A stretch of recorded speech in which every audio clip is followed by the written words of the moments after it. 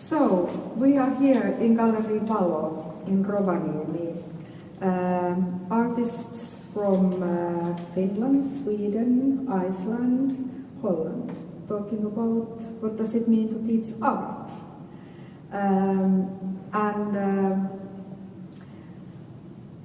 we all are more or less occupied sort of day and night with either making art or thinking about art, unless we are fishing or listening to the sounds of silence. It's also part of making art, fishing. And yes. Fishing is part of making art. Could you open up a little bit about this concept of fishing as teaching art and making art? It's about thinking. So you think when you are fishing or whatever you do, it's part of silence. Artist, artist fishes in a river that goes through him. Something. Stanislav Jerzy said that first. Yes. Okay. And Mikael, you as an artist, you have been going through emptiness, sort of where all the trees have been hacked down. It's more like a symbolic struggle in this field of nature versus culture, I would say.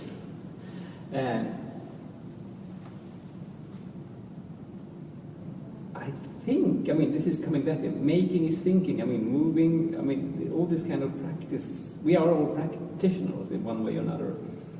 And that's where our base is, and that's a way of thinking.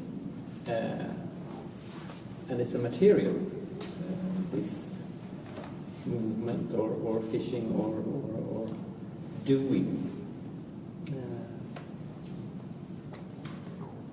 I don't know where I was getting at that.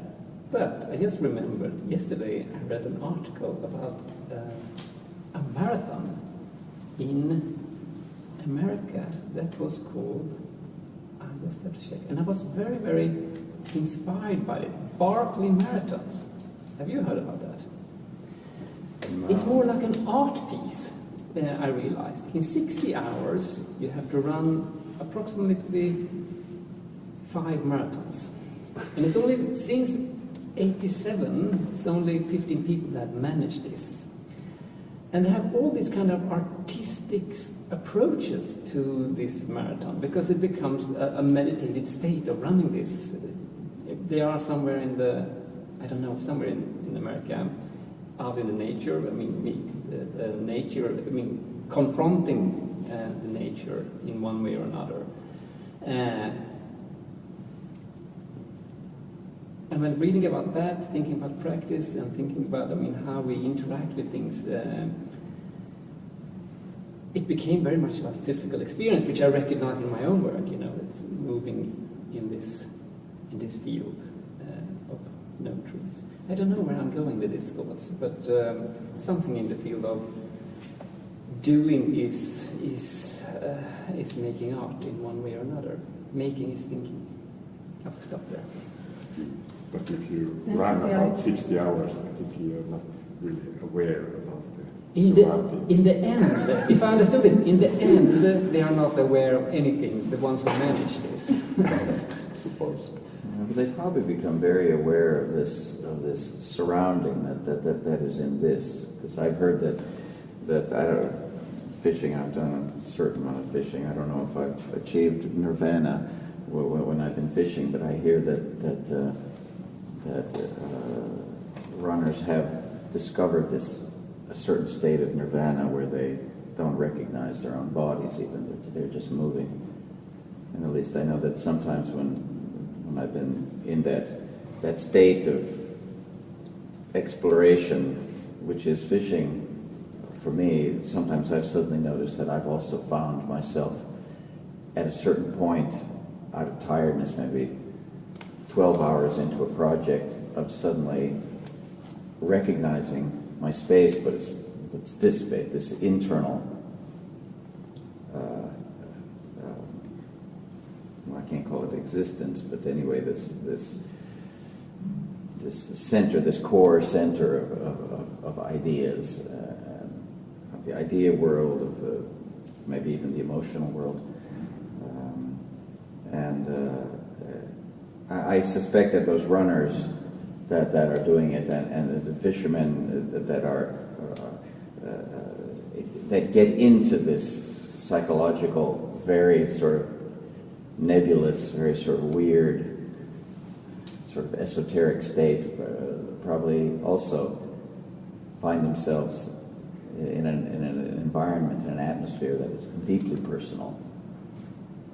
And here's where I see the connection with the art and the idea of knowledge production. This is a way of knowledge production, because you produce a kind of experience that you then later on have to find ways to communicate. And here I think also the artistic practice is very much close to these kind of fields in one way or another. But I think also, both of you were bringing about the kind of body Mm-hmm. and the body in space, and I think that is also very interesting. And I think both in artistic practice and in teaching. Maya and I were laying on the floor here before, and I think both of us use it in teaching and practice, that how you can kind of change the space that you are in, and how much the body can actually do and enable you to kind of experience things differently. And so that's something that I kind of find interesting to,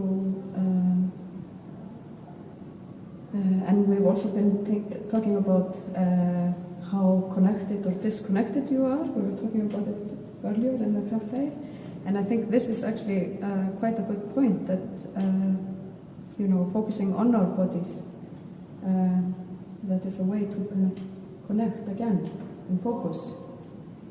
So Yeah, it's a kind of like your body starts doing the work in a way that the piece that the artwork is in a way taking over your body, in that way that it uses you, and how would I say, so that it's a kind of that you stop being conscious or thinking consciously of doing something, but somehow your body is still doing it. And of course your body never functions without your brain giving the instructions, so that in a way when you are going to this kind of working thinking level, where it comes from somewhere, from tactile knowledge, or from somewhere from deep down, the resources that you can't really reach by rational thinking, but it's not excluding the rationality from your work. mm-hmm.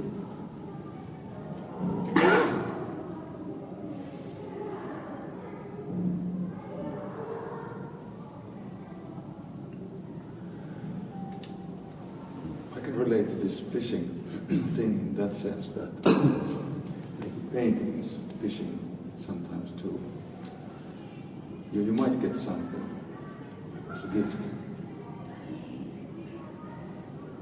Maybe it's a romantic cliche, it's like this. But I think, I wouldn't say that in my work on the whole it's like this, but my role in this exhibition would be that in this that kind of fisher's approach, that I paint, I might get something, that I have to be aware, I have to be aware to recognize when I get something, since it's this abstract stuff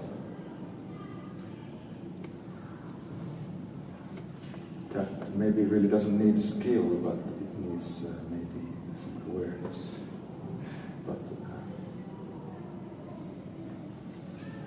But how would you define skill? Because I think that, it's when you were talking about running, or if we talk about making art or something like that, because I think it's a very interesting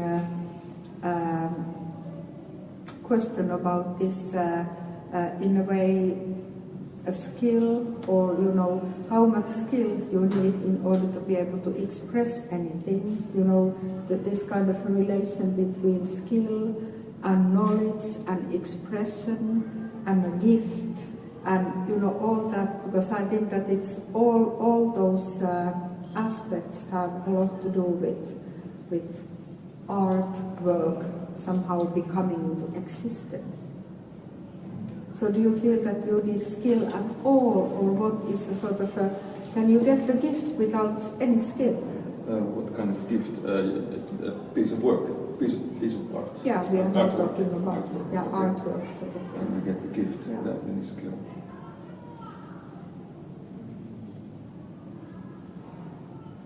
So can you recognize what you get? Why not? I don't see any. Well, the skill is a trained skill, or as some kind of. I'd like to think that all the people are born with this, more or less. It's again this romantic stuff. I think it's more complex than people, but if you achieve some skills, you know how materials work in your work. But in the other end, you want to, as a teacher, as an artist, you have to keep open. If you have skills, you know how the materials work, but it closes all the time. It's what you can do and what you cannot do. So you kind of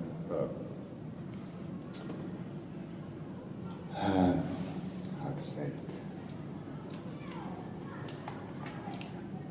You just usually go with the skilled work that you know how it works, and then the world is not so open anymore. But that the teaching is about to be open, but also teaching these skills, so it's still complex. Aren't we not also, so to say, tapping into this kind of classical fine arts versus crafts? When we talk about skills, if you're looking back to, why did the Medicis and the Pope in Rome needed artists? Yeah, they needed the skills to glorify God in the churches and so on. And then suddenly this development and then the separation between skills and fine art, because you don't need skills to be a fine artist, or do you?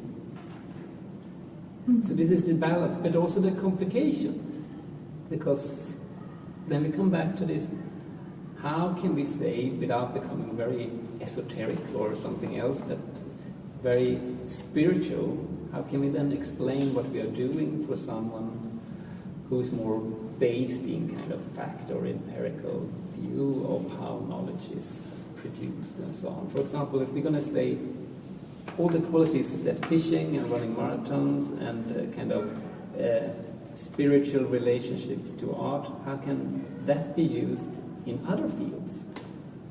How can we then sort of say explain the qualities of these without becoming lost or ridiculed in one way or another? I don't know if you have experienced this, because we can all agree on this kind of qualities art has, but if we're going to explain it for someone who's more a scientist, for example. What was it, lost or ridiculed? Yeah, we could. Yeah, we could. could. Out of the context of, if, for example, chemists, if we're going to explain our methods of creating art, is kind of fishing, we would maybe have problems in finding the right language. Is there ways to find this connection between chemistry or physics or mathematics or something like that, where qualities within the art also...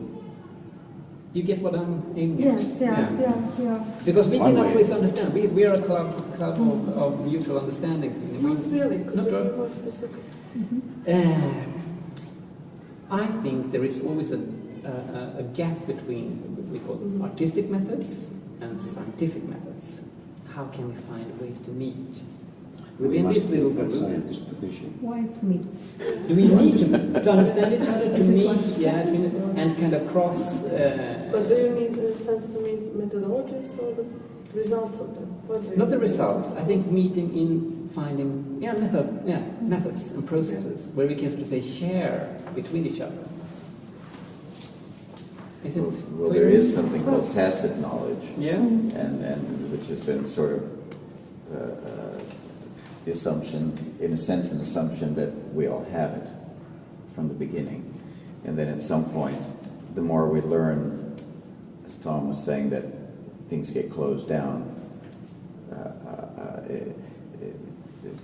The more we learn, whether it's a technique or a particular structure or something, that we might get better at that particular thing, but it also closes off other things, which also can have a cause and effect on our accessing this tacit knowledge. Of course, this what Esa mentioned quickly was rather nice. Take the scientist fishing, and